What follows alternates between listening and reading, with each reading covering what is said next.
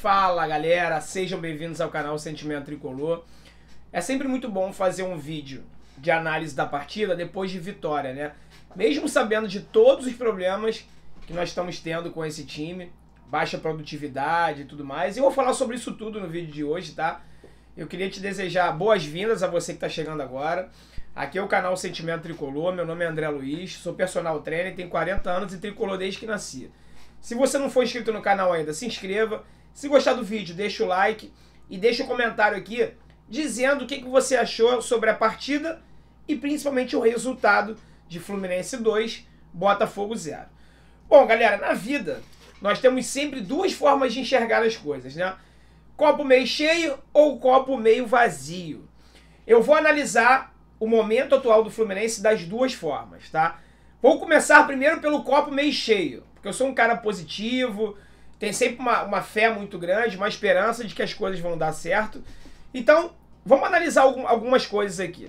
E não é questão de fato de ser positivista não, tá galera? São números e fatos reais e concretos. Desde 2012, que o Fluminense não tinha um aproveitamento tão bom nos clássicos contra os rivais cariocas. Nesse Campeonato Brasileiro, nós vencemos os três. Vencemos a Mulambada e o Botafogo no segundo turno e vencemos o Vasco no primeiro. Então, desde 2012, que o Fluminense não tinha um retrospecto tão bom em clássicos. Então, isso é um fator positivo dessa temporada 2020, ok? Igualamos o número de pontos que nós fizemos no primeiro turno. Então, assim que o primeiro turno acabou, a gente vinha naquele mantra, né? Se o Fluminense conseguir repetir a pontuação do primeiro turno, nós conseguiremos uma vaga para a Libertadores da América. E a gente, aos trancos e barrancos, ontem, igualamos a pontuação do primeiro turno, ok? Um outro fator positivo, galera, é que nós colamos no G6. Estamos coladinhos no G6. E dos últimos 9 pontos, o Fluminense venceu, conquistou 7. Nas partidas contra o Sport, Curitiba e o Botafogo, nós vencemos o Sport e o Botafogo, e empatamos com o Curitiba. E tivemos a bola do jogo nos pés, no final da partida, 2 vezes na verdade, né? Com o Wellington Silva e depois com o John Kennedy no finalzinho. Poderíamos ter vencido a partida se não fosse as falhas bizonhas do Marcos Felipe, mas enfim, de 9 pontos disputados, conquistamos 7. Nos últimos 3 jogos, o Fluminense marcou 6 gols, e isso dá uma média de 2 gols por partida, né? Então você poderia falar assim, caramba, o aproveitamento do ataque então tá excelente, tá funcionando o sistema ofensivo? Pois é, galera, o copo meio cheio para por aqui, tá?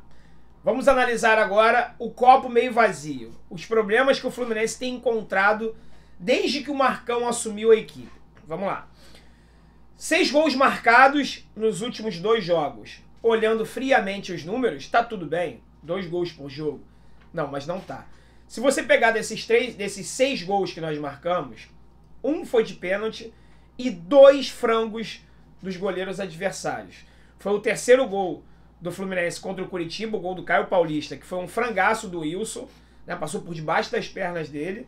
E ontem o gol do Luca contra o Botafogo, que foi um piu-piu, um frangaço do Diego Cavalieri. Então, em circunstâncias normais, galera, é claro que é do jogo, tá? O goleiro tá ali, assim como o Marcos Felipe falhou também, e nós sofremos os 3 gols do Curitiba, eu classifico como falhas do Marcos Felipe, umas mais graves, outras menos, mas falhas do goleiro, os goleiros adversários também falharam contra a gente, ok. Mas em circunstâncias normais do jogo, aquela bola do Caio Paulista contra o Wilson e a bola do Luca ontem com o Cavalieri, seria totalmente defensável, bolas fáceis para o goleiro pegar. O aproveitamento do Fluminense caiu demais depois que o Marcão assumiu a equipe. Nós estamos com muitos problemas de criação, de transição do meio campo para o ataque.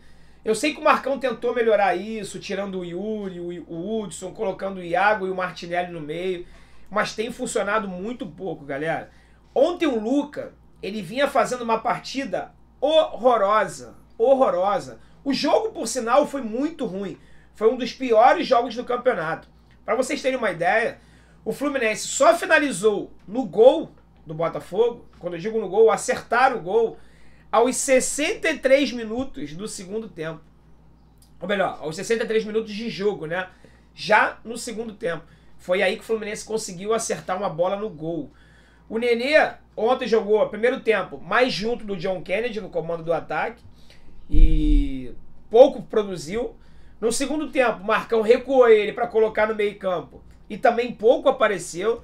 O Nenê tem sido um futebol muito abaixo do que ele vinha mostrando no primeiro semestre, no início do Campeonato Carioca e no primeiro turno ainda do Campeonato Brasileiro, que ele tinha uma produtividade alta.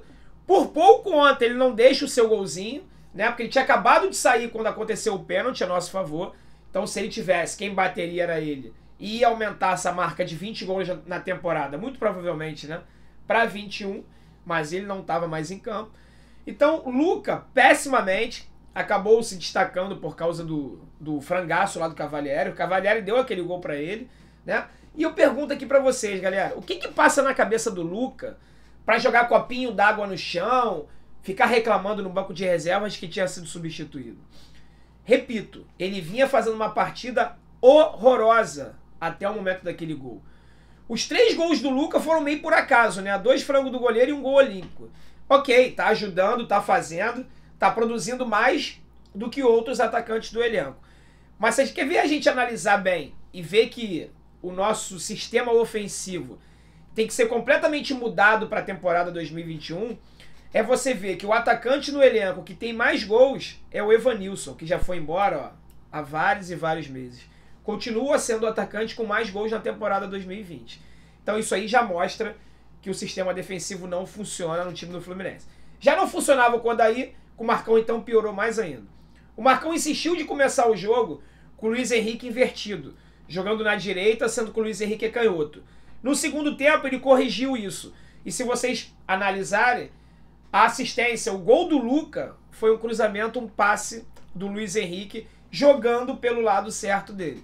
Por mais que tenha sido o frango do Cavalieri, foi um bom passe, colocou o Luca em condições de finalizar e o Luiz Henrique agora tem mais uma assistência no campeonato. Então assim, Marcão, se você fizer o básico, colocar os melhores jogadores em cada posição e na posição que eles rendem melhor, as coisas tendem a fluir mais um pouquinho. Tá todo mundo elogiando o sistema defensivo do Fluminense na partida de ontem. Mas é meio óbvio, né? Qual foi o melhor jogador da partida ontem, galera? Eu não sei se vocês têm essa opinião, mas tanto o GE quanto o SofaScore colocaram o Nino como o melhor jogador da partida. Logo em sequência do Lucas Claro. Nota 7.6 para um, 7.5 para o outro.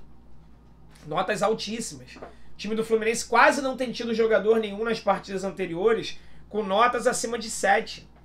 E os 2 zagueiros tiveram as duas notas mais altas da partida de ontem. Então assim, o que passa pela tua cabeça, Marcão, de manter o Matheus Ferraz 3, 4 jogos seguidos, ele falhando, o zagueiro Matrix, né, que sai da frente da bola, que foge da frente da bola, tendo o Nino, que está nas estatísticas do campeonato como o terceiro zagueiro que mais rouba a bola dos adversários. E você mantém esse zagueiro no banco. Então, para mim, não foi surpresa nenhuma o Nino ontem ter sido o melhor jogador da partida, seguido do Lucas Claro. O Lucas Claro voltou a atuar pelo lado esquerdo e consegue dar uma proteção maior ao Egídio. Falando no Egídio, que jogador horroroso, né? Mas como a gente tem problema na lateral esquerda, porque Egídio e Danilo Barcelos é tudo do mesmo nível. Então eu torço muito o Fluminense realmente contratar o Dodô, tá sondando o Dodô, espero que contrate, e empreste o Egídio, Danilo Barcelos, se possível os 2, e que fique com Dodô e Marcos Pedro, Dodô e Jefté na lateral esquerda, porque a nossa lateral esquerda é um dos principais pontos fracos desse time. Para vocês terem uma ideia de como a partida foi ruim ontem, galera, esse time horroroso do Botafogo, que já está rebaixado, já está na segunda divisão, teve mais posse de bola que a equipe do Fluminense. Mais posse de bola. Eu recomendo, se você não assistiu, assistir a nossa live pós-jogo, porque lá eu tentei explicar em detalhes os números, eu estava lendo as estatísticas do jogo, passei todos os números, jogador a jogador. Então recomendo você assistir a live. E você vai ver que na capa da live, a thumbnail, é o Cavalieri. Tá lá, obrigado, Cava. Porque o que teria sido a partida de ontem, se não fosse o frangaço do Cavalieri e o pênalti que ele fez no final no Wellington Silva. Então, os resultados estão vindos, 7 pontos conquistados em 9. Aos trancos e barrancos, faltam 8 pontos para a gente conseguir a nossa vaga, pelo menos na pré-Libertadores.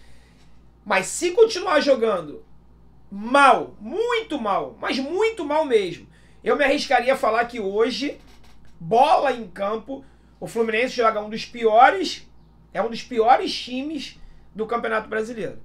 O Goiás, que é o próximo adversário do Fluminense, tá jogando um futebol melhor, é uma equipe mais equilibrada do que o nosso atual elenco, nosso atual time, né, comandado pelo Marcão. Eu tô falando bola, tá, galera? Futebol apresentado dentro de campo. Os resultados estão vindo. E é por isso que eu comemorei e tô comemorando até agora esses 3 pontos, porque cada 3 pontos conquistados por essa equipe tem que ser muito comemorado. Mas assim que acabar o campeonato, tem que mudar muita coisa. Começando com um novo treinador que possa dar o mínimo de padrão tático e técnico para essa equipe. Coisa que hoje não tem absolutamente nenhuma. Hoje à tarde, hoje à noite, na verdade, às 8 horas da noite, tem o primeiro jogo da final da Copa do Brasil Sub-17. Esses sim dão show dentro de campo e conseguem conquistar o resultado. Então eu aguardo, vou fazer uma live pré-jogo. Eu sempre prestigio, aonde o Fluminense estiver, o canal Sentimento Tricolor está. Então hoje às 6h30 da tarde eu vou fazer uma live pré-jogo para a gente falar tudo sobre essa final, São Paulo e Fluminense. Hoje é o jogo de ida, é lá em São Paulo. Então eu aguardo vocês. O link da live já está aqui no canal. Você já pode chegar lá, deixar o like, ativar o lembrete. E falaremos de tudo, do Sub-17 e do atual momento do Fluminense nessa reta final de Campeonato Brasileiro. Beleza, galera? Aguardo vocês logo mais, hein? Um forte abraço. Saudações tricolores.